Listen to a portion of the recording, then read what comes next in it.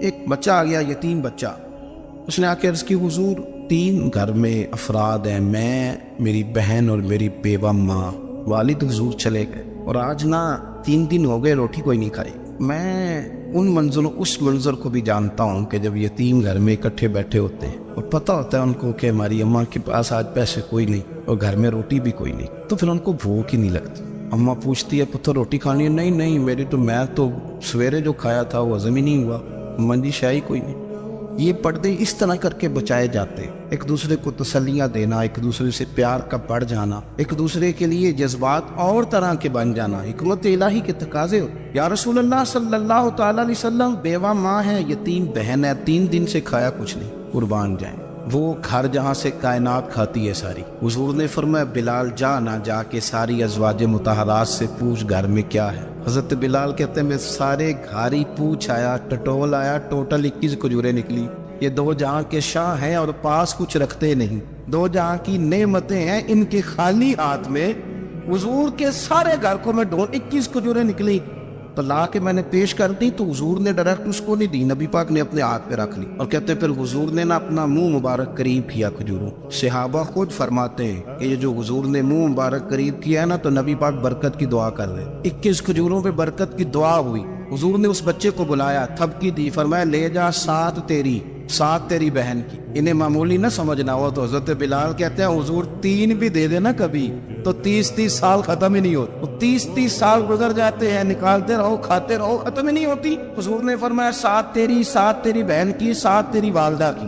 اور 7 حضور نے اور بھی تلقین فرمایا ایک سویرے کھایا کرنا، ایک شام کو کھایا کرنا. یہ لے جا. حضرت سیدنا بلال حبشی کہتے ہیں رضی اللہ تعالیٰ عنہ کہ بچہ لے کے جب باہر نکلا تو حضرت سیدنا معاذ ابن جبل دوڑ کے گئے اور جا کے بچے کے سر پہ شفقت سے ہاتھ پھیرا. کہا فکر نہ کرنا، رب کریم تجھے بہترین سرپرست عطا کرے، پتر پریشان نہ ہونا، اللہ تیری مدد کرے. صرف حوصلہ دیا، سر پہ دست شفقت پھیرا. بچہ چلا گیا تو حضور نے فرمایا معاذ ادھر آؤ نا ذرا. یا رسول اللہ حکم ہو. فرمایا کس چیز نے تمہیں اٹھایا بچے کے سر پہ ہاتھ رکھنے کے لیے؟ اس نے تمہیں کہا. کس چیز نے تمہیں اٹھایا جو تم بچے تک پہنچ گئے؟ عرض کی یا رسول اللہ وہ جو میرے دل میں اللہ نے یتیم کے لیے رحمت رکھی ہے نا، اس نے مجھے اٹھایا تھا اور میں نے جا کے اس کے سر پہ دست شفقت پھیرا. تو حضور فرمانے لگے سن پھیر، جو کسی یتیم کے سر پہ خالی ہاتھ بھی پھیر دے، جتنے بال اس کے ہاتھ کے نیچے آئیں گے نا، رب اتنی خطائیں معاف کرے گا، اتنی نیکیاں دے گا، اتنے درجے اس پہ بلند کر دے گا. خالی دست شفقت ہی پھیر دے. دینا دلانا تو بات کی بات ہے، اس کا خیال رکھنا. تو یہ جو ہمارے مدارس ہے نا، میں اکثر بچے غریب ہوتے ہیں لیکن کچھ بچے تگڑے گھروں کے بھی ہوتے ہیں، مالدار گھروں کے. اس میں اگر کوئی ایسا بچہ آ بھی جاتا ہے نا جو یتیم ہے، کمزور ہے، تو وہ اپنے آپ کو محسوس نہیں کرتا کمزور، کیونکہ وہ یہ نہیں سمجھتا کہ میں یتیم خانے میں آیا ہوں. اس کے ذہن میں مائنڈ سیٹ یہ ہوتا ہے کہ میں مدرسے میں آیا ہوں اور میں پڑھنے کے لیے آیا ہوں. اور چونکہ وہ کچھ وزادار بچے، مالدار بچوں کے ساتھ وقت گزارتا ہے، اسی دسترخوان پہ بیٹھ کے کھاتا ہے، اسی کلاس میں سب کے ساتھ بیٹھ کے پڑھتا ہے، تو اس کی عزت نفس مجروح ہونے کی بجائے طاقت پکڑ. وہ برابری کی سطح پہ جب آتا ہے تو اسے محسوس ہوتا ہے کہ مجھے عزت دی جا رہی. اس لیے مدارس اسلامیہ میری نظر سب سے مضبوط جگہ ہے جہاں مساکین کی، یتیموں کی، غریبوں کی صحیح معنوں میں کفالت بھی ہوتی ہے، تعلیم بھی ہو، عزت بھی ہوتی ہے، تربیت بھی ہوتی ہے. میرے رسول کریم علیہ السلام بڑے انہماک کے ساتھ، بڑے توجہ کے ساتھ. اچھا ایک کام اور ہوتا ہے ہمارے ہاں، وہ کیا ہے؟ اگر کوئی یتیم مال چھوڑ گیا نا اس کا باپ، تو پھر تو بارے لے آ رہے ہیں اس کو. پھر تو اللہ خیر کرے کہ بہت سارے مل جائیں گے کفالت کرنے والے، بہت سارے ملیں گے دھیان رکھنے والے، بڑے سارے ملیں گے توجہ دینے والے. قرآن مجید نے فرما دیا ہے کہ جو یتیم کا مال کھاتا ہے وہ سمجھ لے کہ میں مال نہیں کھا رہا، میں آگ کھا رہا ہوں، آگ کھا رہا ہوں، آگ. سورہ نساء دیکھیے. ہمارے ہاں اگر تو وہ مال چھوڑ گیا ہے تو پھر تو بہت سارے رشتہ دار مستقل اس کے محلے میں مکان لینے کو تیار ہو جاتے، اللہ ماشاء. پھر تو بڑے سارے ایسے بھی رشتہ دار بن جاتے ہیں جن کو والد کی موجودگی میں کبھی زیارت کا موقع بھی نہیں ملا. یہ مال جو یتیم کا ہے اس کی تو زیادہ حفاظت کرنی تھی. ہم کئی دفعہ مسئلہ بتاتے ہیں، لوگ فتویٰ بازی شروع کر دیتے. مجھے بلایا گیا کہ ایک صاحب کا انتقال ہو گیا تو ان کا ختم شریف ہے تو بچے ان کے نابالغ ہیں، تو میں نے کہا کہ آپ اس طرح کریں، ان کے مال میں سے زیادہ پیسے نہ صرف کریں. نہیں بڑے پیسے کمائے ہیں جی، اس نے ساری زندگی باہر نکالی ہے تو لاکھوں کروڑوں کمائے ہیں، تو چھوٹا گوشت پکائیں گے، بکرے کا گوشت پکائیں گے اور ہم ان کا ختم شریف دلائیں گے. تو میں نے کہا صاحب آپ رشتہ دار ہیں، ان کے بچوں کے مال کی حفاظت کریں. ختم شریف تو اس میں گوشت زیادہ ہونا ضروری نہیں، اس میں تو درد سے دعا کرنا ضروری ہے. اس میں تو تلاوت قرآن پاک کے سال ثواب میں ضروری ہے، ذکر اذکار ضروری ہے، لیکن کیا کیا جاتا ہے کہ بے درے مال ان کا اگر ہو تو ایک حدیث پاک ہے بخاری مسلم میں، بڑے غور سے سنیے اور اس کے اندر جتنے پہلو ہیں ان پر پوری توجہ دیجیے گا کہ کہیں ہم ادھر آ تو نہیں گئے۔ رسول پاک صلی اللہ علیہ وسلم نا ہمارے لیے سب سے بڑے حکیم ہیں، سب سے زیادہ حکمت حضور نے ہمیں بتلائی ہے کہ اس رستے چلو گے تو بچو گے، اس رستے جاؤ گے تو ہلاک ہو جاؤ۔ نبی کریم علیہ السلام نے فرمایا، بخاری مسلم ہے، فرمایا 7 ہلاک کرنے والی چیزوں سے بچنا، اگر ان میں تم چلے گئے تو ہلاک ہو جاؤ گے۔ 7 چیزیں ہیں جو تمہیں ہلاک کر دیں، برباد ہو جاؤ گے، تباہ ہو جاؤ گے، ہلاکت کا سفر ہے یہ، 7 چیزوں سے بچو۔ یا رسول اللہ صلی اللہ علیہ وسلم وہ کون کون سی؟ تو حضور نے فرمایا اللہ کے ساتھ شریک نہ کرنا، ہلاک ہو جاؤ۔ دوسرا نبی پاک صلی اللہ علیہ وسلم نے فرمایا جادو نہ کرنا، ہلاک ہو جاؤ گے، ہلاک۔ اور یار جسے حضور فرما رہے ہیں ہلاک وہ بچے گا۔ نبی پاک صلی اللہ علیہ وسلم نے تیسرے نمبر پر فرمایا جس شخص کے قتل کرنے کو اللہ نے حرام قرار دیا ہے اسے قتل نہ کرنا، ہلاک ہو جاؤ۔ چوتھے نمبر پر رسول پاک علیہ السلام نے فرمایا سود نہ کبھی بھی کھانا، ہلاک ہو جاؤ گے، ہلاک۔ بڑی بڑی دلیلیں دی بینک والوں نے، بڑا سمجھایا تو حاجی صاحب مان گئے، محترم مان گئے، کہنے لگے نہیں جی نہیں وہ کاروبار میں لگاتے ہیں، بڑے بھولے والے ہیں، پتہ سارا ہے۔ اور دیکھو سب کاموں کے باوجود مستقل بینکوں میں پیسے اس اکاؤنٹ میں رکھے ہوئے جہاں سے مستقل سود آتا ہے۔ حضور نے فرمایا نہ کرنا یہ کام، تو کہتے میں سود پہ پیسے لے کے کاروبار چمکاؤں گا، تیرے نبی پاک نے تو فرمایا تو ہلاک ہو جائے گا۔ تو کہتے میں میل لگاؤں گا، حضور نے تو فرمایا ہلاکت ہے۔ تو کہتے ہیں میں بڑا کچھ کر جاؤں گا تو ہلاکت ہے۔ اچھی طرح سمجھ لیں، اصل مال بھی ضائع ہو جاتا ہے اس بندے کا جو سود کا مال ملانے، اصل برکت بھی اڑ جاتی۔ اور میرے نبی پاک صلی اللہ علیہ وسلم نے 5ویں نمبر پہ فرمایا یتیم کا مال نہ کھانا، ہلاک ہو جاؤ، نہ کھانا ان کا مال، یہ کروڑوں ہو، اربوں ہو یا 10 روپے ہو، یتیم کا پیسہ نہ کھا جانا، ہلاک ہو جاؤ، ہلاکت تمہیں آ لے گی۔ اور پھر 6 نمبر پر نبی پاک علیہ السلام نے فرمایا کفر سے جہاد ہو رہا ہو تو کبھی پیٹ پھیر کے بھاگنا نہ، ہلاک ہو جاؤ۔ اور 7ویں نمبر پر اللہ کے رسول نے فرمایا بے قصور اور بے گناہ عورت پر تہمت نہ لگا، بلا وجہ بہو کے کھاتے نہ کچھ ڈال دے، بلا وجہ بھابھی اور بیوی اور کسی بھی خاتون پر کوئی الزام بے قصور عورت پر بہتان نہ لگانا۔ مار مار کے ایک شخص نے بحال کر دیا بیوی کو اور بعد میں پتا چلا کہ جی مجھے شک ہے تویز کراتی ہے۔ کیا آپ کی سوچ ہے؟ مسلمان اللہ کو ماننے والا اور اس باتوں پر الزام لگائے گا تمیز کرا کے لاتی ہے۔ بے قصور عورت پر بہتان، ایک تو بات ہے اسے مارنا اور ایک یہ ہے کہ کوئی تکلیف دینا، اور ایک خانے اتنی بات کی کہ بہتان بھی نہ لگانا، اس کو الزام نہ لگانا، یعنی تم نے صرف بے قصور عورت پر الزام ہی لگایا تو حضور فرماتے ہلاک ہو جاؤ۔ یہ ہلاکت والا کام ہے، لیکن ہم بغیر سوچے سمجھے کہہ دیتے ہیں اس نے کہا ہے، اس نے کیا ہے، یہ کرتی ہے، یہ کام نہیں کرے۔ یہ 7 وہ چیزیں ہیں جو ہلاک کر دیں گی۔ نبی پاک صلی اللہ تعالیٰ علیہ وآلہ وسلم فرماتے ہیں میں نا جنت کا دروازہ کھولوں گا تو ایک عورت کو نا میں سبقت لے جاتے ہوئے دیکھوں گا، یعنی وہ جلدی سے جنت میں داخل ہو رہی۔ یا بعض شارحین کہتے ہیں کہ حضور داخل ہوتے ہی سب سے پہلے اس کا چہرہ دیکھیں، حضور فرمائیں گے تم پہلے ہی آ گئی بی بی جنت میں، حضور نے دروازہ کھولا تو جلدی سے نظر آئی، تو پہلے آ گئی۔ سب نے لکھا ہے کہ اس عورت کی شان یہ ہے کہ سب سے پہلے جنت میں گئی۔ میں نے حدیث پڑھی تو میں نے نیچے حاشیے میں لکھا، میں نے کہا میرا خیال یہ ہے کہ اس کی زیادہ شان یہ ہے کہ جنت میں اس کی سب سے پہلی ملاقات مدینے والے محبوب سے ہو گئی۔ یہ دیکھو کتنی بڑی شان۔ حضور فرمانے لگے تم کیسے پہلے آ گئی، کون ہے تو؟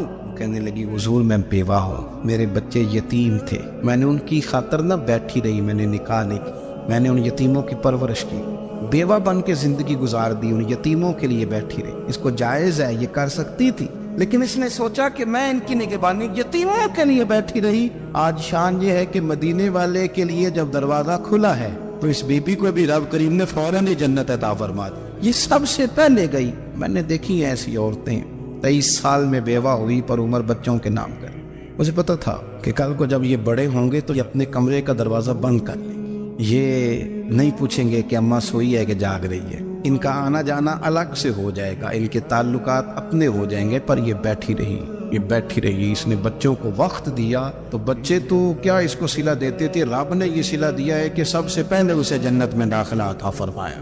ابو داؤد شریف میں مسند امام احمد بن حنبل میں حدیث ہے، نبی پاک صلی اللہ علیہ وسلم کے چچا زاد تھے حضرت جعفر طیار، مولا علی شیر خدا کے بھائی تھے، جنگ موتا میں شہید ہو گئے۔ وہاں سے کوئی خبر لے کے نہیں آیا، لیکن رب خبریں دیتا ہے نا اپنے حبیب۔ اللہ غیب کے خزانوں کی کنجیاں دیتا ہے اپنے محبوب کو۔ نبی کریم صلی اللہ تعالیٰ علیہ وسلم نا ان کے گھر گئے، ان کی زوجہ کا نام اسماء بنت امیس تھا۔ حضور نے فرمایا اسماء میرے بھتیجوں کو میرے پاس لاؤ، محمد بن جعفر اور عبداللہ بن جعفر رضی اللہ تعالیٰ عنہ۔ بچے قریب آئے، حضور کو پتہ ہے ان کے والد شہید ہو گئے۔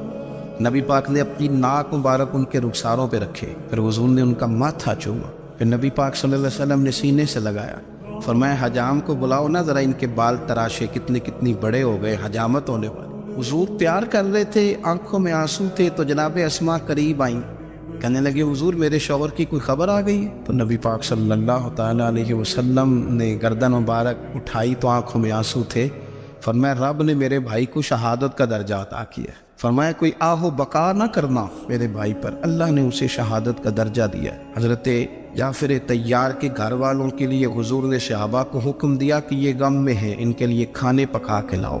پھر نبی پاک ان بچوں سے پیار کرنے لگے، فرمانے لگے یہ جو ہے نا محمد بن جعفر، یہ اپنے دادا جناب ابو طالب سے ملتا جلتا، اور یہ جو عبداللہ بن جعفر ہے یہ تو سارا میرے ساتھ ملتا جلتا۔ نبی پاک صلی اللہ علیہ وسلم پیار کرتے، باتیں کرتے۔ حضرت اسماء رونے لگی۔ یہ ابو داؤد شریف میں مسند امام احمد بن حنبل میں چمکتے جملے، عرض کرنے لگی حضور میرے بچوں کا کیا بنے گا، کون کفالت کرے گا، قربان جائے۔ رسول پاک صلی اللہ علیہ وسلم کے کیا جملے، یتیموں کے لیے حضور کا نوازنے کا کیا انداز ہے۔ فرمایا اسماء تو فکر نہ کر، انا بنیہم فی الدنیا والآخرہ، فرمایا میں دنیا میں بھی ان کا وارث بنوں گا، قیامت کے دن بھی ان کا وارث بنوں گا۔ تو صرف دنیا کی بات کرتی ہے کہ نظام معیشت کا کیسے چلے گا، اور میرا وعدہ یہ ہے کہ دنیا میں بھی ان کی سرپرستی کروں گا، آخرت میں بھی سرپرستی کروں گا، آخرت میں بھی میں ان کا خیال رکھوں گا۔ آپ غور تو فرمائیں، توجہ تو کریں کہ اس قدر زیادہ حضور کا انہماک اس طبقے کے ساتھ ہمیں اپنے دائیں بائیں عزیزوں میں، رشتہ داروں میں، دوستوں میں، علاقہ میں، پڑوسیوں میں، محلے داروں میں دیکھنا چاہیے۔ یہ بچے بیچارے میں نے دیکھا ہے، ان کے بگڑنے میں اصل بات یہ ہوتی ہے کہ کوئی مخلص ہو کے سرپرست نہیں بنتا۔ آگے بڑھیں، اپنی خدمات پیش کریں، اور جس طرح ہمارا بچہ بگڑ جائے تو ہم اس کے لیے پوری کوشش کرتے ہیں، جدوجہد کرتے ہیں، حالات، واقعات، پس منظر، پیش منظر کا جائزہ لیتے ہیں، کون سے اسباب اختیار کیے جائیں تو یہ ٹھیک ہو سکتا ہے۔ وہ ساری چیزیں ان کے لیے بھی ہمیں اختیار کرنی چاہیے۔ اور یہ بچے اگر احساس ذمہ داری پکڑ جائیں، جو وارث سے محروم ہو جاتے ہیں، یہ اگر احساس ذمہ داری پکڑ جائیں تو پھر یہ قوموں کی قیادت کرتے ہیں، پھر یہ بہت بڑے جانباز ثابت ہوتے ہیں، پھر یہ اپنے گھر گھرانے کا نہیں، یہ ملتوں کے، قوموں کے لیے مشعل راہ بنتے ہیں۔ لیکن شرط یہ ہے کہ ہم ان کے لیے اپنے دلوں کو کشادہ کریں، سینوں کو وسیع کریں۔ غریبوں کا بھی دل نہیں کرتا غریبوں سے دوستی کر لے، وہ بھی کسی تگڑے بندے سے۔ غریب 3-4 غریب مل کے ایک غریب کی مدد کرنی شروع کریں نا، تھوڑی تھوڑی، تو ہمیں وزیروں، مشیروں، ایم پی، ایم این اے کی ضرورت ہی نہ رہے۔ امام حسین گزر رہے تھے، امام زین العابدین فرماتے کچھ لوگ زمین پہ بیٹھ کر روٹی کھا رہے تھے، تو انہوں نے امام صاحب سے کہا حضور آ گئے، تو امام صاحب گھوڑے سے اترے، زمین پہ بیٹھ گئے، اور جب ان کے ساتھ روٹی کھائی تھوڑی سی، امام علی مقام اٹھنے لگے تو کہنے لگے حضور اور کھائیں، فرمانے لگے قسم بخدا ابھی کھا کے آیا تھا، اور کبھی روٹی کھا کے میں نے فوری طور پہ دوبارہ نہیں کھایا، بیٹھ اس لیے گیا ہوں کہ تمہارا دل نہ ٹوٹ جائے۔ دل بدستاور کے حج اکبر است۔ عزیز دوستو، غریب پر غریب، بہادری، اور سب سے بڑی بات یہ کہ قناعت پسندی، تھوڑے پہ گزارا۔ یہ جو ہم روز دکھ سناتے ہیں نا اپنے بیٹوں کے، بیٹیوں کے، پریشانیاں، آزمائیاں ہم نے طاری کر لی۔ میں اکثر کہتا ہوں کسی کی بیٹی اتنا کام نہیں کرتی اس کے ہاتھوں پہ چھالے پڑ گئے، لیکن حضور کی بیٹی کرتی ہے، محبوب کی شہزادی یہ کام کرتی ہے کہ ہاتھوں پہ چھالے پڑ گئے۔ نبی پاک صلی اللہ تعالیٰ علیہ وسلم کی شہزادی یہ کام کرتی تھی، ڈیوٹی کرتی تھی، ذمہ داری سے۔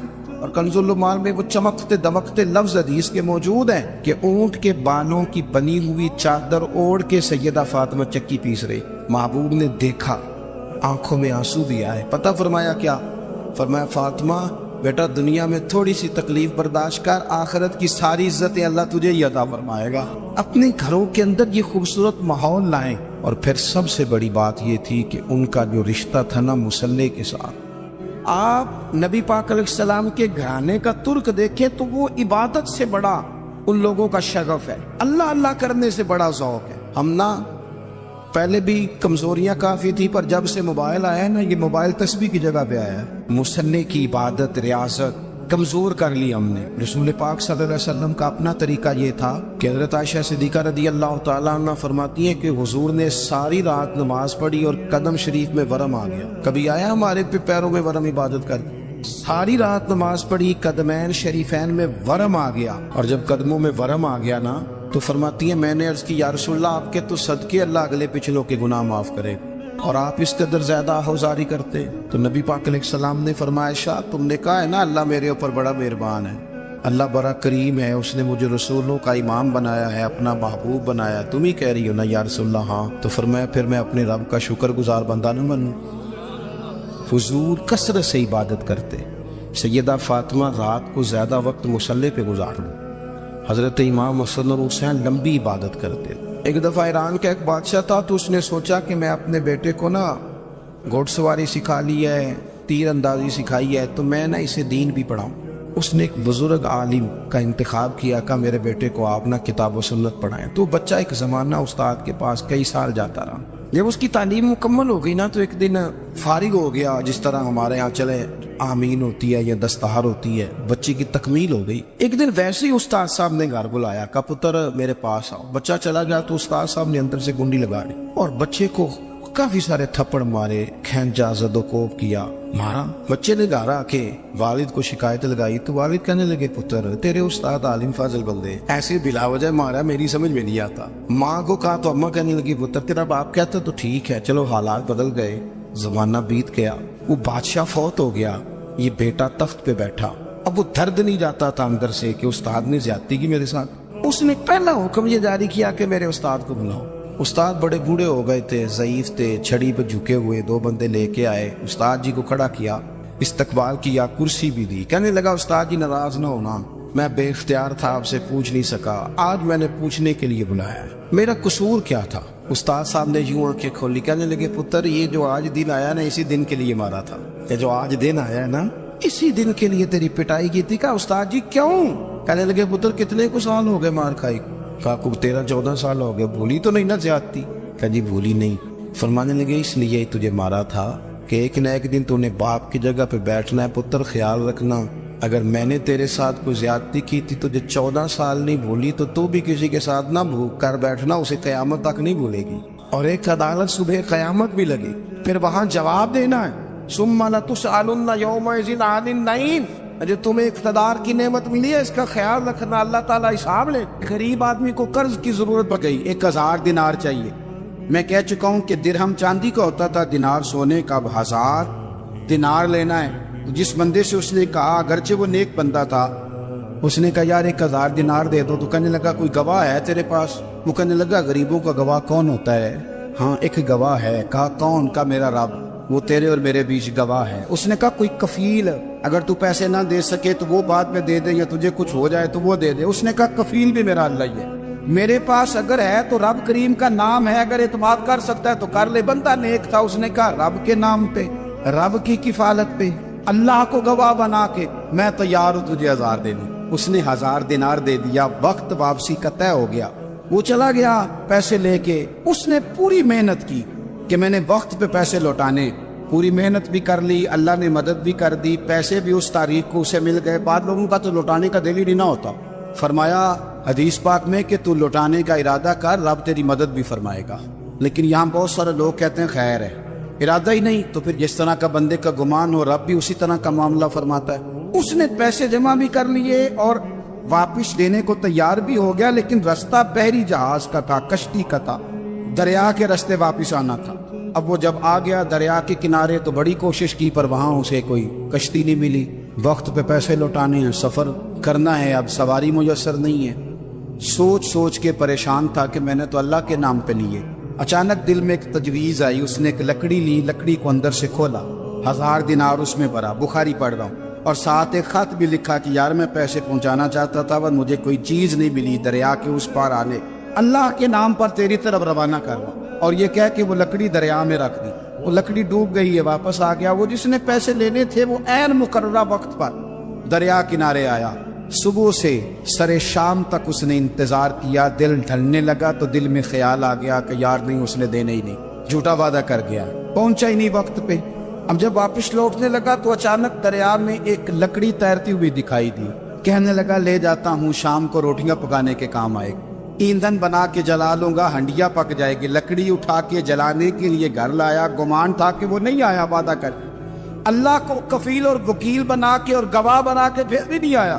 لکڑی لے کے گھر گیا، بخاری ہے، اور جب اس کو چیرا نہ کہ میں اس کی آگ جلاؤں گا، کھولا تو اندر سے 1000 دینار بھی نکل آیا، خط بھی نکل آیا۔ اب ذرا سمجھنا، اس کے دل میں بات کس نے ڈالی کہ تو لکڑی میں پیسے ڈال دے؟ اللہ نے۔ اس بندے کو مقررہ وقت پہ کنارے بھیجا کس نے؟ لکڑی صرف اسی کے ہاتھ آئی تو یہ بندوبست کیا کس نے؟ اللہ نے۔ گھر جا کے چیری تو پیسے بحفاظت اس تک پہنچائے کس نے؟ تو پھر ہمیں بھی توجہ اللہ کی جانب ہی کرنی چاہیے، ہمارے پہ دل کی توجہ رب کی طرف ہی ہونی چاہیے نا، ہمیں ادھر ادھر جانے کی، دیکھنے کی، بندوں پر غور کرنے کی ضرورت کیا ہے؟ وہ پیسے پہنچ گئے، یہ وہاں اپنی جگہ پہ پریشان تھا، اس نے 1000 دینار اور جمع کیا۔ پھر دوبارہ ایک دن دریا کنارے آیا، کشتی مل گئی، بیٹھ کے اپنے اس بھائی کے پاس آیا، کہنے لگا دیکھنا مجھ پر بدگمان نہ ہونا، پیسے اس تاریخ کو بھی جمع کر لیے تھے، دریا پہ آیا تھا پر کشتی نہیں ملی تھی، پھر میں نے نا لکڑی میں ڈال کے خط ڈال کے تیری طرف بھیج بھی دیے تھے، لیکن آج میں پھر لے کے آ گیا ہوں۔ وہ کہنے لگا خوش ہو جا۔ جب لوگ اللہ کو گواہ بناتے ہیں، رب کی جانب اپنی توجہ کرتے ہیں، اپنی چاہتوں، خواہشات اور اپنی ساری چٹھیاں اپنے رب کریم کی رحمت کی طرف روانہ کرتے ہیں، پھر اللہ اپنے بندوں کو مایوس نہیں کرتا، اللہ اپنے بندوں کو نواز دیتا ہے۔ عبد الرحمن ابن عوف کہتے ہیں میرے ایک دن دل کیا تھا کہ یہ دولتیں چلی جائیں، میں غریب ہو جاؤں۔ حالانکہ امیروں کا کبھی غریب ہونے کو دل میرا کیا تھا کہ کس طرح؟ فرمانے لگے ایک غریب صحابی حضرت سعد انصاری نبی کریم کی بارگاہ میں ملنے کے لیے آئے، انہوں نے جب نبی پاک کے سامنے ہاتھ کیے نا ملانے کے لیے، قربان جائیں، انہوں نے ہاتھ پیچھے کرنا چاہا پر میرے نبی نے ان کا ہاتھ تھام لیا، حضور نے زور سے پکڑ لیا، انہوں نے ایک دفعہ چاہا، اصل میں آپ سمجھے نہیں نا میں کیا کہہ گیا، یعنی حضور نے ہاتھ تھام لیا، یعنی نبی کریم نے ان کا اپنے دست مبارک سے ہاتھ پکڑ لیا، صحابی خاموش ہو گئے۔ حضور نے پھر ان کا ہاتھ کھولا، وہ رو پڑے، عرض کرنے لگے حضور بچے زیادہ ہیں، مزدور آدمی، پھاوڑے کے ساتھ، کدال کے ساتھ، کئی کے ساتھ کام کر، یا رسول اللہ یہ نہ چھالے پڑ گئے میرے ہاتھ۔ حضرت عبد الرحمن ابن عوف کہتے کائنات نے، دھرتی نے وہ نظارہ بھی دیکھا کہ اس رسول کے قدم چومنے کے لیے جبریل جھکے، اس محبوب نے مزدور کا ہاتھ چومنا شروع کر۔ فرماتے غریبی کو وہ عزت ملی کہ میرا بھی دل کرتا تھا غریب ہو جاؤں، دل کرتا تھا۔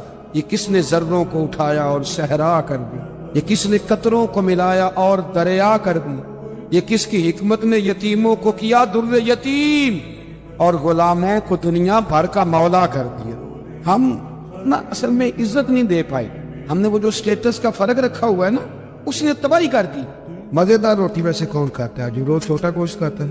کون مزیدار کھانا جو ٹکے کھاتا ہے روز؟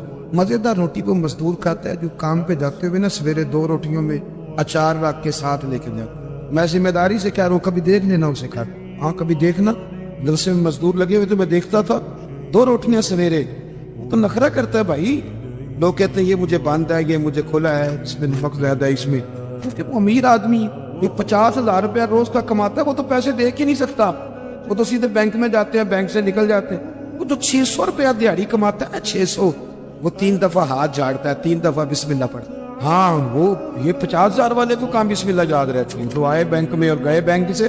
مزدور سویرے 2 روٹیاں باندھ کے لاتا ہے، دوپہر تک وہ اچار جو رکھا ہوتا ہے وہ بھی آدھا پونے کو لگ جاتا ہے، لیکن وہ تھوڑی سی چھاؤں دیکھتا ہے، اسی والے کمرے میں اتنا چسکا نہیں روٹی کھانے کا، لیکن وہ تھوڑی سی چھاؤں دیکھتا ہے، اس کے نیچے جاتا ہے، پھر اپنے ہاتھ دھوتا ہے، پھر پانی بھرتا ہے پیالے میں، اور پھر جب وہ بسم اللہ شریف پڑھ کے کھاتا ہے، کبھی اس کی آنکھیں دیکھو، کبھی اس کا کبھی نظام دیکھو، اور پھر جب وہ روٹیاں کھا کے آسمان کی طرف دیکھتا ہے تو لگتا ہے کائنات کا سب سے بہترین کھانا کھایا ہے اور بہترین شکریہ بھی ادا کر رہا ہے۔ میں آپ کو صحیح کہہ رہا ہوں، نبی پاک صلی اللہ علیہ وسلم کی حدیث ہے، حضور نے فرمایا دنیا کا بہترین کھانا وہ ہے جو انسان محنت کی مزدوری سے کھاتا ہے، بہترین روٹی ہے وہ۔ نبی پاک نے غریبی کو عزت دی، نبی کریم کا انقلاب یہ ہے۔ اور حضور نے نا ایک اور بات بھی ذہن میں رکھی، نبی پاک صلی اللہ علیہ وسلم نے لوگوں کو بتایا ہے کہ گناہ ہوتا ہے، کیمرے لگانے سے گناہ نہیں ختم ہوتے، کیمرے لگانے سے گناہ نہیں ختم ہوتے، چوکیاں بنانے سے نہیں ختم ہوتے، گناہ تب ختم ہوتے ہیں جب احساس پیدا ہو جائے کہ یہ چیز غلط ہے۔ میرے معاشرے میں گالی کو لوگ گناہ ہی نہیں سمجھتے، بالکل یہ تو کوئی جرم ہی نہیں۔ اللہ کے حضور صلی اللہ علیہ وسلم نے فرمایا مومن کو گالی دینا اعلانیہ فسق، جو کسی مومن کو گالی دیتا ہے وہ اعلانیہ اللہ کی نافرمانی، یہ کوئی گناہ ہی نہیں۔ اب 2 3 5 لطیفے جھوٹے سنا جانا یہ گناہ ہی کوئی نہیں۔ نبی پاک نے فرمایا مومن بزدل ہو سکتا ہے، کنجوس ہو سکتا ہے، پر میرا مومن جھوٹ نہیں بولتا۔ آپ سمجھے بات، ہمارے ہاں یہ معیار بن گیا کہ ہم نے گناہ کو گناہ نہیں سمجھا۔ نبی کریم نے نا انقلاب یہ برپا کیا کہ دلوں کے اندر سے نا میل کچیل نکال کے احساس پیدا کر دیا کہ گناہ گناہ ہو۔ احساس، جب آپ کو احساس پیدا ہو جائے نا کہ مجھ سے، آپ یقین کریں مطلب موٹر سائیکل والے کو پجاروں والا جب ٹکر مار دیتا ہے نا تو وہ گر جاتا ہے، تو وہ چونکہ پجاروں میں بیٹھے ہوتا ہے تو وہ الماری کھول کے یا شیشہ نیچے کر کے تو وہ اس کو کہتا ہے کہ اٹھ جا، کیا ہوگی، مطلب تو دھیان سے نہیں چل رہا، موٹر سائیکل والا تو خرید لی ہے یہ روڈ، کیونکہ وہ پجاروں پہ ہے، لہذا وہ غلطی بھی کرے تو پھر بھی وہ تسلیم کرنے کو تیار ہے۔ ایسے نہ ہو تو عقل بھی تو نہیں نہ ہو، یہ دے گھر دانے وہ دے کمرے بھی سیانے، بحث کرتے ہیں لوگ، اپنے گھر بیٹھ کے دلائل جمع کرتے۔ کبھی کسی شخص کے بارے میں آپ ذرا قرآن مجید پڑھیں اور میرے رسول کریم صلی اللہ تعالی وسلم کی احادیث کا مطالعہ کریں۔ قرآن تو حضرت موسیٰ کی شان بھی بیان کرتا ہے، حضرت یوسف کے تذکرے نہیں بیان کرتا قرآن، جناب عیسیٰ روح اللہ کی عظمت قرآن بیان نہیں کرتا۔ اعلیٰ حضرت بریلوی رحمۃ اللہ علیہ کے سامنے کسی نے شعر پڑھا کہ شان یوسف جو دبی تو وہ بھی اسی در پہ دبی، تو اعلیٰ حضرت فرمانے لگے تمہیں غلطی لگ گئی ہے، میرے نبی کسی کو دبانے نہیں آئے۔ تو بندے بڑے حضرت ہوتے ہیں نا جی، اعتراض تو پڑا ہے ابھی بانٹتے پہ ہے، تو کہنے لگا جی شعر پہ اعتراض کرنا آسان ہے اور شعر کہنا مشکل ہے، تو فرمانے لگے چلو کہہ بھی دیتے۔ اس نے کہا دی اب کہیے، تو فرمانے لگے شعر یوں کہو کہ شان یوسف جو بڑی وہ بھی اسی در سے بڑی، شان یوسف جو بڑی تو وہ بھی اسی۔ عزت دینے سے آپ کوئی کمزور ہو جائیں گے، نقصان ہو جائے گا کسی کو عزت دینے سے، کیا فرق پڑتا ہے؟ لیکن آپ یقین کریں کہ وہ اتنی مصیبت بنی ہے عزت لینے کی، پروٹوکول لینے کی، اپنا آپ منوانے کی، اتنی زیادہ، بلکہ وہ لوگ جن کو بالکل اس چکر میں نہیں پڑنا چاہیے تھا، درویش لوگ، وزیروں کا بھی استقبال ہو رہا ہوتا ہے اور پیروں کا بھی استقبال ہو رہا ہو، کوئی وزیر چڑھ جائے روڈ پہ تو رستہ غریب آدمی کو پھر بھی نہیں ملتا، تو کوئی تگڑا پیر چڑھ جائے تو پھر بھی نہیں رستہ ملتا، حالانکہ یہ درویش ہیں، یہ فقیر ہیں، یہ فقر کا درس دیتے ہیں، لیکن چاؤ ہی بڑا ہے۔ میرے رسول کریم صلی اللہ علیہ وسلم نے سادہ اور سمجھ والا اور عین طبیعت کے مطابق جس میں کسی بندے کو کوئی مشکل نہ ہو، پتہ ہے میرے محبوب کا کمال یہ تھا کہ نبی کریم تک رسائی بڑی آسان تھی، ہر بندہ بڑی آسانی سے پہنچ جاتا، بڑی آسانی سے۔ بخاری میں بھی حدیث ہے، لیکن قاضی ایاز رحمۃ اللہ تعالی علیہ نے بڑے پیار سے لکھی ہے اور انوکھا رنگ ان کی تحریر میں چھلکتا ہے۔ حضرت انس بن مالک رضی اللہ تعالیٰ عنہ فرماتے ہیں کہ ملک شام کا ایک شخص حضور کی بارگاہ میں حاضر ہوا اپنے بادشاہ کا کوئی پیغام لے کے۔ غریب آدمی نا ویسے ہی طبعاً ہی تھوڑا سا مایوس ہوتا ہے، ڈر رہا ہوتا ہے، وہ سہما ہوا ہوتا ہے، لیکن حالات کے سہمے ہوئے لوگوں کو بتا دو حالات بدل جاتے ہیں، ایک جیسے نہیں رہتے۔ لیکن یہ بیچارے سہمے، یہ ہر جگہ ڈر رہے ہوتے ہیں، یہ آستانوں پہ بھی ڈر کے پیچھے بیٹھے ہوئے ہوتے ہیں، آستانوں پہ پروٹوکول مل رہا ہوتا ہے جس کی جیب تگڑی ہوتی ہے، ڈرتے ہیں یہ لوگ، اور ان پہ پریشر بڑھا دیا جاتا ہے، کچھ ایسے کام کیے جاتے ہیں جن سے ان کی دلوں پر بوجھ بھی رہتا ہے کہ نہیں یہاں بات کوئی نہیں کرنی۔ حضرت انس بن مالک رضی اللہ تعالیٰ عنہ فرماتے ہیں جب وہ آیا نا نبی کریم کی بارگاہ میں تو وہ کانپنے لگا، کوئی بات بھی نہیں ہوئی، کوئی ایسا مسئلہ بھی نہیں ہوا، لیکن وہ کانپنے لگا اور تھر تھر کانپنے لگا۔ تو اللہ کے رسول صلی اللہ علیہ وسلم نے اسے فرمایا کہ کیوں ڈرتے ہو، کیا بات؟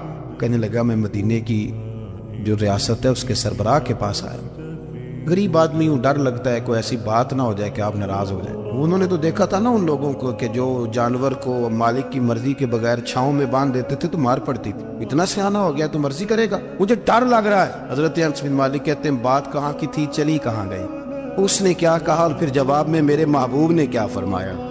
آپ ذرا بات کا لیول دیکھیں اور حضور کی گفتگو کا سٹیٹس دیکھیں، یہ وہ لوگ، یہ وہ تربیت ہے جو لوگوں کے دلوں اور روحوں تک اترتی ہے۔ میرے نبی کریم صلی اللہ تعالی علیہ وسلم نے بات سنی تو حضور رو پڑے، اور اتنا روئے کہ گھٹنوں کے بل زمین پر بیٹھ گئے۔ جناب انس بن مالک فرماتے ہیں حضور فرمانے لگے نہ بھائی تو کسی بادشاہ کے پاس نہیں آیا، نہ تو کسی حکمران کے پاس نہیں آیا، تو اس بیٹے کے پاس آیا ہے جس کی ماں گوشت کے خشک ٹکڑے کھا کے بھی رات گزار لیا کرتے. میری ماں تو گوشت کے خشک ٹکڑے کھا کے رات گزار لیتی تھی. نہ تو کسی. حضرت انس بن مالک کہتے ہیں اس نے بات سنی تو وہ بھی رو پڑا, اور میں نے سنی تو میں بھی رو پڑا. دوستو, رسول کریم دیکھیں نا ہم لوگوں نے کس طرح کا لیول بنایا ہوا ہے. ابھی تک وہ جو دولت کا رٹا ہے تھوڑا بہت, وہ ابھی تک چلتا ہے. ابھی تک خاندان کے اندر کوئی بندہ امیر ہو جائے تو چودھری بھی وہی ہوتا ہے, سیانہ بھی, میرا تو خیال ہے پیر بھی وہی ہوتا ہے. شرط یہ ہے کہ اس کے پاس پیسے ہونے چاہیے. وہی شیخ ہوتا ہے, سارا کچھ وہی ہوتا ہے. نبی پاک صلی اللہ علیہ وسلم نے ہمیں کہا کہ یہ تمہارے اندر کے بوجھ ہیں. ماہا کافی صدر, گناہ جو ہوتا ہے یہ کھٹکتا ہے سینے میں, یہ بندے کو پریشان کرتا ہے, بندہ تکلیف میں ہوتا ہے, کسی کو پتہ نہ چل جائے. ہم لوگوں نے آہستہ آہستہ کر کے نا احساسات کی دنیا چھوڑ دی ہے. ہمارا مزاج نہیں. چھوٹی چھوٹی باتیں ہوتی ہیں لیکن ہم توجہ نہیں کرتے. کوئی اتنا مشکل بات نہیں کہ رات کو بیٹا پھل لے کے آیا تو اپنی بیوی کے کمرے میں چلا گیا. لوگ اس کی ماں کو اور اس کے باپ کو یہ بات آسانی سے کہہ دیتے ہیں کہ آپ حوصلہ کریں, دفع کریں, جو کر رہا ہے کرنے دے. لیکن جس بندے کی کل کمائی اس کا پتر ہو, اور بھری جوانی میں جس نے کہا ہو بیوی سے کہ چل میں پرانے کپڑوں پہ عید گزار لوں گا, تو نئے کپڑے بچوں کے لے آ. جس نے 30 سال سعودی عرب میں, دبئی میں, مسقط میں, پردیس میں گزارے ہوں اور وہاں کمبل بھی نہ بدلا ہو کہ چلو بچے میرے پڑ جائیں, اس کی کل کمائی باغ تیرے دی کر کر راکھی, ساری عمر گزاری تو جدوں میں باغ پکن تے آیا لے گئے اور وپاری, تو وہ پھر جا کے تو 6 کنوں رکھ کے پلیٹ میں اپنی بیوی سے کہتا ہے جا ابا جی کو دے آ. یہ کہنا آسان ہے باپ کو کہ تو صبر کر, حوصلہ کر, پر وہ باپ جب پیچھے پلٹ کے دیکھتا ہے تو کہتا ہے دنیا نے تو تجھے تحفہ دیا ہوگا, میں نے تو جوانی تجھے دے دی, خوشیاں ساری تیرے نام کر دی اور تو میرے ساتھ یہ سلوک کرنے چلا. احساسات نہیں, اس کو پتہ ہی نہیں. روز دوست کو ٹیلی فون کرتا ہے کہ آج باہر سے کھانا کھائیں گے, کبھی ابا جی کو بھی کرنا کہ ابا جی آج میرے بغیر روٹی نہ کھانا, میں آؤں گا تو مل کے کھائیں گے. کبھی کہ اماں کو کہ اماں مجھے بڑے بڑے ریسٹورنٹ میں وہ مزہ نہیں آیا, کہ تیرے ہاتھ کے چاولوں کی روٹی میں مزہ آیا, آج پکا نا. مجھے لگتا ہے اماں کو راشا بھی ہو تو پھر بھی وہ تیرے لیے محنت کرے گی, لیکن احساس ضروری ہے نا, وہ ہم پیدا نہیں کرتے, وہ ہماری توجہ نہیں جاتی. صاحب طبقات کہتے ہیں نبی کریم صلی اللہ تعالی علیہ وآلہ وسلم نے نا جب صحابہ کرام آئے تھے مکہ مکرمہ سے مدینہ طیبہ, تو آپ نے سن رکھا ہے کہ انصار مدینہ نے اپنی جائیدادیں بھی تقسیم کر کے آدھی مہاجرین کو دے دی تھی. تو ان میں ایک حضرت ام ایمن بھی تھی, نبی کریم کی رضائی والدہ ہیں. کہ حضرت عبداللہ رضی اللہ تعالیٰ عنہ جو سرکار کے والد گرامی, ان کی آزاد کردہ لونڈی حضرت سیدہ طیبہ طاہرہ جناب آمنہ رضی اللہ تعالیٰ عنہ کی بھی بڑی خدمت کی. ان کو بھی ایک باغ ملا ہوا تھا. جب وہ خیبر کے علاقے فتح ہو گئے, یہودیوں سے بہت سارے علاقے لے لیے, تو اللہ کے رسول صلی اللہ علیہ وسلم نے فرمایا اب اس طرح کرو کہ یہ جو تم نے جائیدادیں لی ہوئی ہیں نا انصار سے, یہ واپس کر دو اور تمہیں اس میں سے دے دیتے. حضور علیہ السلام نے انصار مدینہ سے بھی کہا کہ میں ان کو یہ جائیدادیں دے کے اور تمہاری واپس کرانے لگا ہوں. تو انصار نے تو وہاں بھی بڑا انوکھا جواب دیا کہ یا رسول اللہ ہماری والے بھی رہنے دے اور وہ والے بھی ان کو دے دے. وَيُكْسِرُونَ عَلَىٰ أَنفُسِهِمْ وَلَوْ كَانَ بِهِمْ خَصَاصَةٌ, یہ بھی ان کو ان کے پاس رہنے دے. محبوب نے فرمایا نہیں, میرا فیصلہ یہی ہے. حضرت ام ایمن رضی اللہ تعالیٰ عنہ کے حصے میں ایک باغ آیا ہوا تھا, تو محبوب کریم سید عالم صلی اللہ علیہ وسلم نے کہا اماں جی آپ کو کوئی اور باغ دے دیتے, یہ والا باغ واپس کر دے. سیدھی سادی بی بی تھی, ناز تھا کہ میں نے حضور کی خدمت کی ہے بچپن میں, ناز تھا. کہنے لگی میں تو نہیں واپس کرتی, یہ ناز ہے, ورنہ حضور کو کوئی انکار کر سکتا, میں تو نہیں واپس کرتی. حضرت عائشہ صدیقہ رضی اللہ تعالیٰ عنہ فرمانے لگی اماں جی یہ آپ کیا کہہ رہی ہیں؟ حضور فرمانے لگے عائشہ آپ خاموش ہو جائیں, یہ بڑھاپا ہے, اس کے احساسات ہیں, اس کے جذبات ہیں. آپ یقین کریں کئی دفعہ بوڑھے بیچارے نا درد سے بات نہیں بتاتے کسی, وہ کہتے ہیں کیا کرے, کپڑا اٹھائیں تاکہ پیٹ ننگا ہو جائے, کیسے بات کریں. نبی کریم سید عالم علیہ الصلوۃ والسلام اماں جی کے قریب گئے, کہا اماں جی میرے ساتھ چلو, ایک دفعہ باغ دیکھ تو لو. حضور ساتھ لے کے گئے, ایک باغ دکھایا تو کہنے لگی نہیں میں نے نہیں لینا, یہ مجھے میرے والا ٹھیک. حضور نے پھر دوسرا دکھایا, کہنے لگی یہ بھی نہیں مجھے پسند. محبوب نے تیسرا دکھایا تو کہنے لگی یہ تو میرے والے باغ سے بھی پیارا ہے, یہ میں لے لوں گی. جب وہ مسکرائیں تو حضرت عائشہ کہتی ہے میں نے حضور کی آنکھوں میں آنسو دیکھے, فرمایا الحمدللہ اس کا دل نہ راضی ہو گیا ہے. یہ طریقہ ہے میرے عزیز, تھوڑے احساسات تو پیدا کریں, تھوڑے اپنے جذبات. اتنی خود غرضی والی زندگی ہے کہ مجھے صرف میرا ہی خیال ہے, اور جو جہاں بیٹھا ہے نا پتہ ہے ہم پریشان زیادہ کیوں ہیں. میں مولوی ہوں تو میں سارا دن یہی تقریریں کرتا ہوں, لوگ مولویوں کی عزت نہیں کرتے, لوگ مولویوں کی عزت نہیں کرتے. تو میں کہتا ہوں چھوڑیں یہ رٹا, عزت مانگنے کی کیا ضرورت ہے, اب منت مانگ کے عزت کرانی ہے, چھوڑیں, کوئی ضروری ہے. میں اس طرح کرتا ہوں کہ میں عزت کرنی شروع کر دیتا ہوں. میں کرتا ہوں نا 15-20 علماء کی عزت, چلو ہم آپس میں شروع کر لیتے ہیں, تو خود بخود باقی بھی مسئلہ ٹھیک ہو جائے. پیار دینا شروع کریں, روز بروز مطالبہ کرنا کہ میری خدمت کرو, میرے پیچھے چلو, اس سے تو دقت پیدا ہوتی, انسان تکلیف میں رہتا ہے. میرے رسول کریم علیہ السلام خیال رکھتے, چھوٹے چھوٹے بچوں کے جذبات کا بھی خیال کرتے, بوڑھوں کے جذبات کا بھی خیال کرتے. نبی کریم صلی اللہ علیہ وسلم ہر شخص کے بارے میں ایسا نظریہ رکھتے کہ جس سے قوم کو سکون ہوتا, دلوں کے اندر اطمینان پیدا ہوتا. آپ فرماتے اس کا مطلب یہ ہے کہ جتنی کوئی بندہ نیکی کرے, اگر اس کے مطابق نیکی کر دی جائے تو وہ بدلہ ہوتی ہے, اور اگر تھوڑی بڑھا کے کی جائے تو وہ احسان ہوتی ہے. فرمایا رب کریم فرماتے اس طرح کرو, ذرا سوچ لو بچپن سے لے کر آخر تک جہاں تک تم موجود ہو تمہارے ماں باپ نے تمہارے ساتھ کیا کیا ہے. اگر اس سے بڑھا کے کرو گے تو اس کا مطلب ہے تم نے احسان کیا ہے. ماں باپ جو ہوتے ہیں نا, ٹھنڈی چھاؤں, میٹھی زندگی. ماں ان پڑھ بھی ہو نا تو کم از کم یونیورسٹی ہوتی ہے, اور باپ اگر بالکل انگوٹھا چھاپ بھی ہو نا, کسی کالج میں, مدرسے میں, ادارے میں نہ پڑھا ہو, تو بیٹے کے حق میں جن چیزوں کی ضرورت ہوتی ہے وہ ساری اللہ باپ کو عطا کر کے بھیجتا ہے. ماں باپ کو نا کچھ علم لدنی اللہ دیتا ہے کہ بچوں کے لیے کیسے آگے بڑھنا ہے. ماں باپ ایک حسن ہے معاشرے کا. رب تبارک و تعالیٰ کی دیکھیں نا, اللہ اکبر, دنیا میں کسی کی محبت جانچنی ہو نا تو محبت کی تمثیل دی جاتی ہے. وَتِلْكَ الْأَمْثَالُ نَضْرِبُهَا لِلنَّاسِ, اللہ لوگوں کے سمجھنے کے لیے مثالیں بیان فرماتا ہے. اللہ تبارک و تعالیٰ نے جب اپنا آپ سمجھانا چاہا نا, توجہ ہے میری بات پر, جب مالک نے اپنا آپ سمجھانا چاہا تو میرے رب نے ماں باپ کی مثال بیان فرمائی. رب ارحمہما کما ربیانی صغیرا, یا اللہ ان دونوں پہ رحم فرما.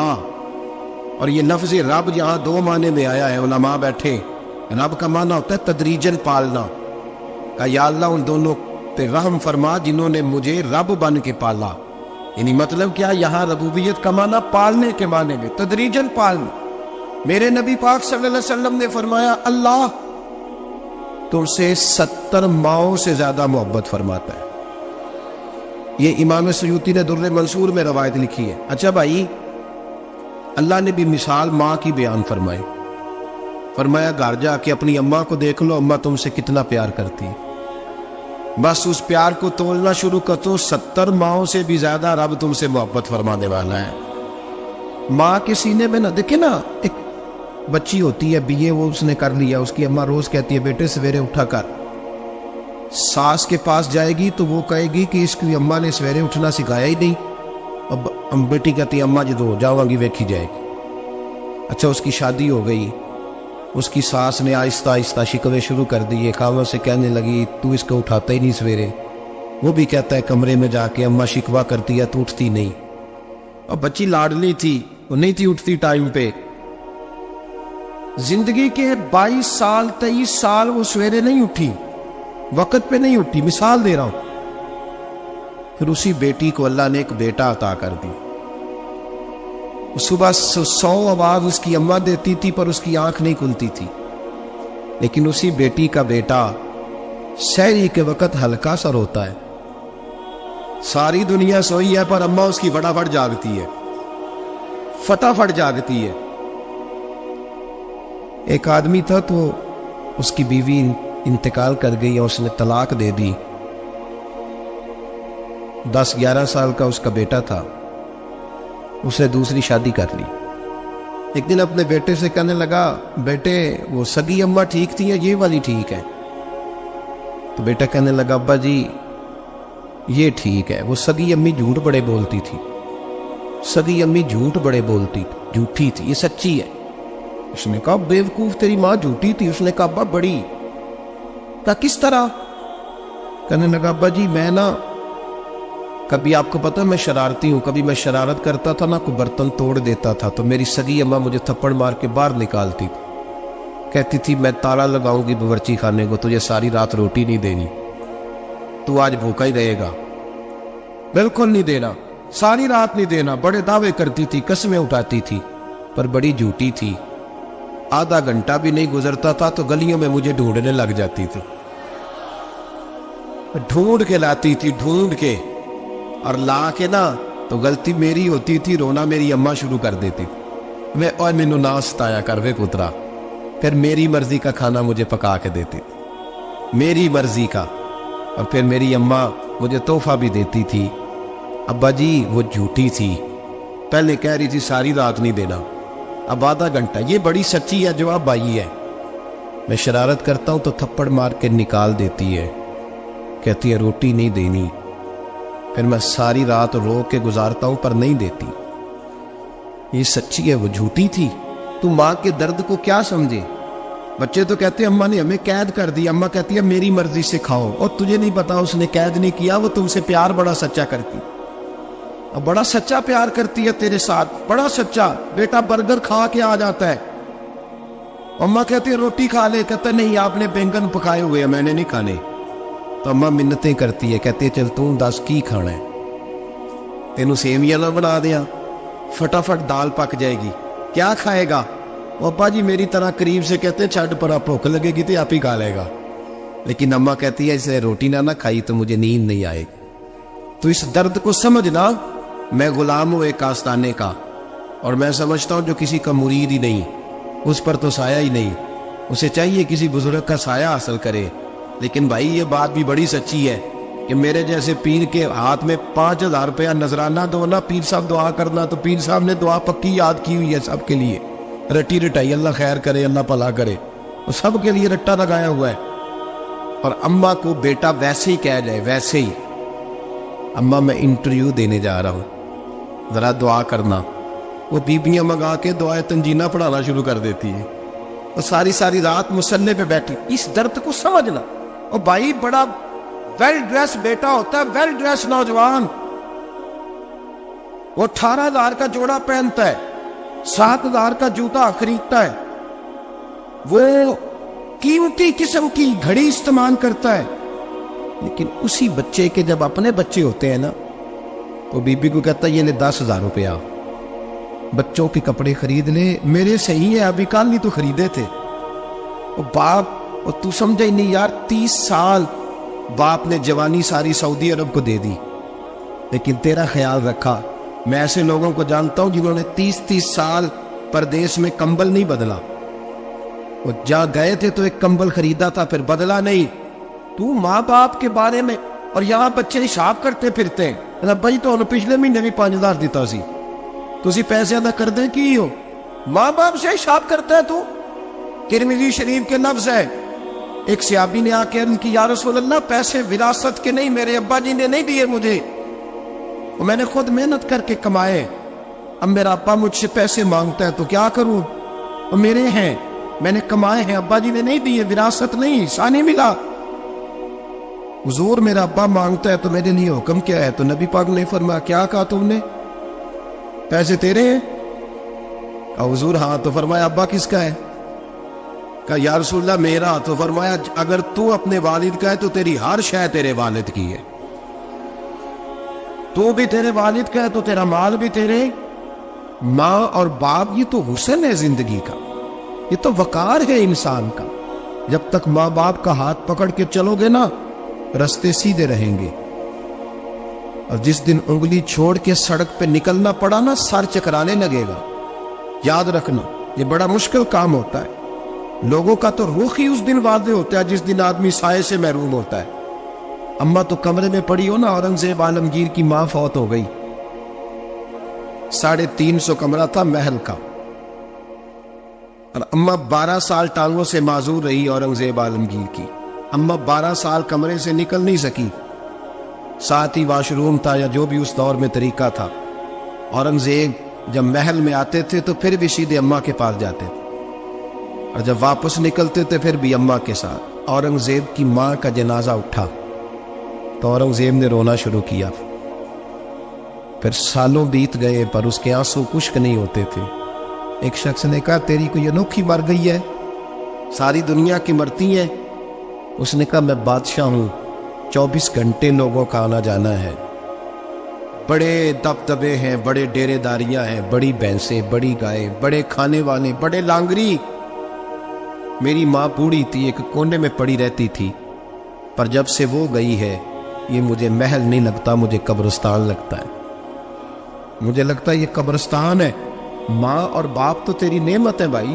ہم بچے، ہمارے آج کل کے بچوں نے ایک مسئلہ بڑا پکا یاد کر لیا، کہتے مولانا پیر صاحب پسند کی شادی کرنا جائز نہیں؟ میں کہتا ہوں صاحب اور بھی بڑی چیزیں جائز ہیں، ایک ہی شے جائز رہ گئی ہے۔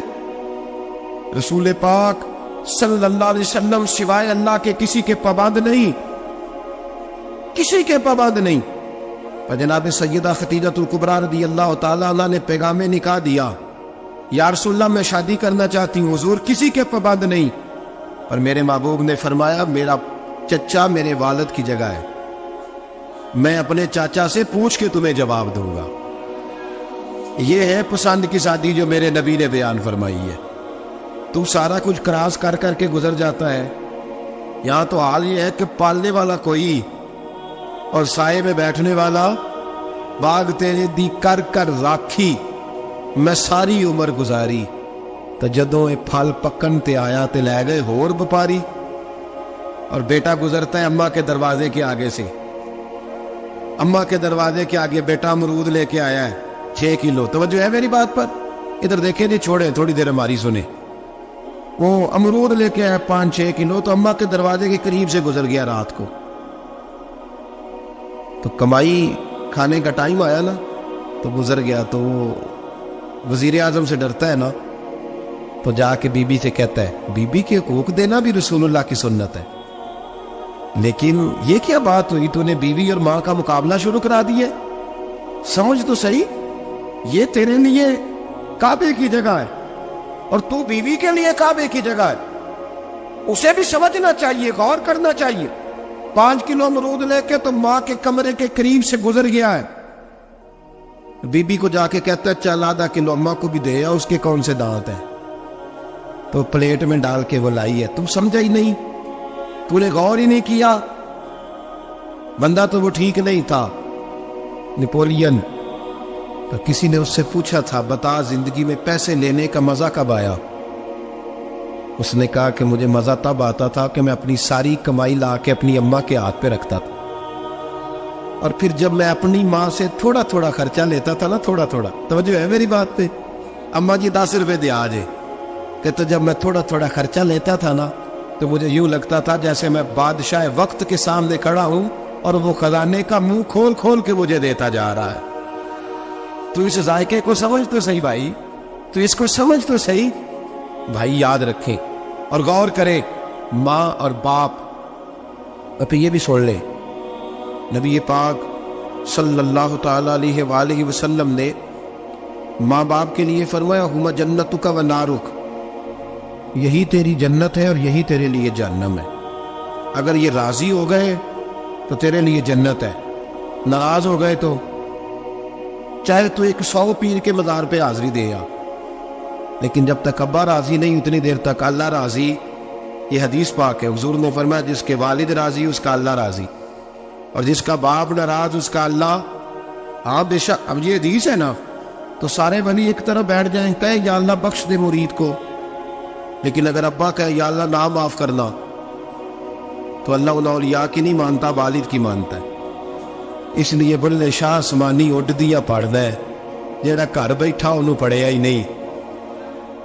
بھائی یاد رکھو، ماں باپ سے پیار کرو، ان کی خدمت کرو، ان کے پاس بیٹھا کرو، اور ماں باپ کو ٹائم دے، وقت دے، چند گھڑیاں ان کے پاس بیٹھے۔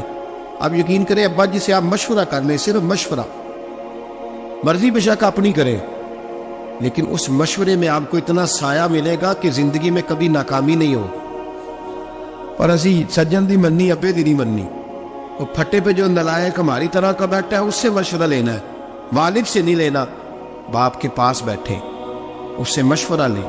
میرے ابا جی کسان تھے، میں نے اپنی زندگی میں ڈھیروں چیزیں اپنے باپ سے سیکھی ہیں، درجنوں چیزیں سیکھی۔ میرے والد بڑے خوددار تھے، مزاج میں عجیب سی خودداری تھی۔ کوئی بندہ کبھی حال پوچھ لیتا تھا نا کہ حالات کس طرح کے ہیں، تو فرماتے تھے بھائی اگر بتانا ہوا تو اپنے اللہ کو بتاؤں گا۔ الحمدللہ بڑا فضل ہے، میں نے ان کے ہاتھوں پہ ہمیشہ چھالے دیکھے، ہمیشہ چھالے، لیکن ان کا ہاتھ کبھی کسی دنیا دار کے سامنے پھیلتا ہوا نہیں دیکھا۔ لوگ مجھے کہتے ہیں آپ کس پیر صاحب کے صاحبزادے ہیں؟ تو میں کہتا ہوں میں اس پیر کا صاحبزادہ ہوں جس نے محنت کر کے حلال کی کمائی کھائی ساری زندگی۔ یہ لوگ پیر نہیں ہوتے، یہ مرشد نہیں ہوتے، اور میں نے درجنوں چیزیں سیکھی ان سے۔ تو سیکھنے تو بیٹھ، تجھے ہزاروں چیزیں ملیں گی۔ بھائی اپنی زندگی میں ماں باپ کی طرف دیکھو، سب سے ضروری کام ہے انہیں وقت دو۔ اماں کے او بھائی بڑا مشکل ہے دنیا داروں سے تعریف کرانا، اماں دے کول تے آوی 2 منٹ راتی پہ یہ نہ آکھی اماں پیر کٹے نہ رضائی سے تیرے کوٹ چھڑا۔ اماں کہندی جا میرا پتر تھکیا ہے تو سو جا کے، میں کدو کام لگی سا، میں کدو حلوہ انڈئی سا، جا سو جا کے۔ بس یہ کاروائی ہے، پورے 2 منٹ کے لیے کہہ دیا، سویرے پورے محلے میں تیری اماں کہے گی اللہ میرے پتر ورگا پتر سارے نو دے۔ راتی آندا ہے تے مینوں گھٹ کے سوندا ہے، اللہ گھٹیا کوئی نہیں سویا بھی کاروائی پائی سو، لیکن وہ سب کو بتاتی ہے۔ تو بھائی اتنی قیمتی چیز اور تو چھوڑ کے میں ابھی جلسے سے دیر سے آتا تھا نا، اب تو جاتا نہیں زیادہ جگہوں پہ، کوشش کرتا ہوں کہ چلو ماحول کے مطابق، تھوڑا خشک آدمی ہوں تو ہر جگہ سیٹ نہیں ہو پاتا، اس لیے کم جاتا ہوں۔ تو کبھی رات کو آتے تھے نا دیر سے، میری اماں جی شوگر کی مریض تھی، تو میں چھوٹے بھائی کو فون کرتا تھا کہ اماں جی سو گئے کہ نہ سو گئے۔ میں کہتا تھا کہ تو نہ اس طرح کر، نیچے آ جا، 2 بج گئے، وہ شوگر کی مریض ہے، آنکھ کھل جائے نا تو دوبارہ لگتی نہیں بزرگوں کی، تو دروازہ کھول دے، اندر دستک دی تو دقت ہوگی۔ تو میں جوتے اتار کے اندر داخل ہوتا تھا، تو پہلا قدم رکھتا تھا تو میری اماں بول پڑتی تھی پتر آ گیا۔ او بھائی تو اس درد کو سمجھنا، کوئی تجھے ملے گا، کوئی ملے گا تجھے ایسا؟ اب میں دور دراز بھی چلا جاتا ہوں، ان کی زندگی میں نہیں جا پایا، کہتے ہم نے نہیں جانا، گھر میں رہنا ہے، اس کیف کو سمجھنے، اس دولت کے قریب ہو جا۔ حضرت ابو ہریرہ رضی اللہ تعالیٰ عنہ فرماتے میری اماں بوڑھی تھی، میں ان کی خدمت کرتا تھا۔ باپ کی خدمت اور ماں کی خدمت سب کے حصے میں نہیں آتی، یہ رب جسے محبوب رکھتا ہے اسے یہ موقع عطا کرتا ہے۔ خوش نصیب ہے جسے بوڑھا باپ ملے اور وہ نوکری کرے، خوش قسمت ہے جس کو بیمار ماں ملے اور وہ نوکری کرے۔ حضرت ابو ہریرہ فرماتے میری اماں بوڑھی تھی تو ان کا معدہ کمزور ہو گیا تھا، تو میں اٹھا کے پخانہ پیشاب کرتا تھا تو کئی دفعہ میرے اوپر کر دیتی تھی۔ حضرت ابن جوزی علیہ رحمہ نے اس کو لکھا ہے، فرماتے ہیں میرے دل میں خیال آتا تھا کہ میں بڑا خدمت گزار ہوں اپنی ماں کا۔ ایک دن میں حضرت عمر کے پاس بیٹھا تھا ان کے دور خلافت میں، تو ایک شخص آ گیا، اس شخص نے آ کر کے کہا کہ حضرت عمر سے حضور ایک مسئلہ پوچھنا ہے۔ فرمایا پوچھو۔ وہ کہنے لگا حضور میری اماں بوڑھی ہو گئی ہے، بیمار رہتی ہے، مریضہ ہے، مجھے آواز دیتی ہے بیٹے پیشاب آیا ہے، آواز دیتی ہے تو میں اماں کو اٹھاتا ہوں، ابھی میں بیت الخلاء تک، واش روم تک جاتا نہیں کہ میری اماں میرے اوپر پیشاب کر دیتی۔ حضرت عمر سے کہنے لگا حضور بچپن میں اماں پہ پیشاب کرتا تھا، اب اماں میرے اوپر کر دیتی ہے تو حق ادا ہو گیا نا۔ حضرت ابو ہریرہ کہتے جب اس نے سوال پوچھا تو میرے بھی کان کھڑے ہو گئے۔ میں نے کہا یہ تو میرے والا مسئلہ پوچھ رہا ہے، میرے والا مسئلہ پوچھ رہا ہے۔ میرے پاس ایک دوست جمعہ پڑھنے آتے ہیں بڑی دور سے، مجھے کہنے لگے حضرت صاحب جدوں بھی میں آؤنا نا تسی میری ہوئی گل چھیڑ دیندے ہو، وہ جو بات ہوتی ہے نا بالکل میری ہوتی ہے۔ میں نے کہا نہیں یار، جو میں کر رہا ہوتا ہوں وہ میری بھی ہوتی ہے، وہ سارے معاشرے کی ہوتی ہے، ہمیں لگتا ہے کہ میری ہو رہی ہے، حالانکہ وہ بات ہماری سب کی مشترکہ ہوتی ہے۔ چھوڑ لیں اور یاد رکھ لیں۔ حضرت ابو ہریرہ فرماتے میرے کان کھڑے ہو گئے، میں نے کہا اس نے تو میری بات پوچھنی شروع کر دی۔ حضرت فاروق اعظم سے کہنے لگا حضور بچپن میں اماں پہ پیشاب کرتا تھا، وہ میرے اوپر کر دیتی ہے تو حق ادا ہو گیا۔ حضرت عمر کہنے لگے نہیں کوئی نہیں ہوا۔ اس نے کہا حضور مجھے سمجھائے، وہ سارے کام جو میں اماں کے ساتھ کرتا تھا اماں میرے ساتھ کرتی ہے تو کیوں نہیں ہوا؟ حضرت عمر کہنے لگے بھائی پیشاب تو بھی اماں پہ کرتا تھا اور اماں بھی تیرے اوپر کرتی ہے، پر تیری اور تیری ماں کی سوچ میں بڑا فرق ہے۔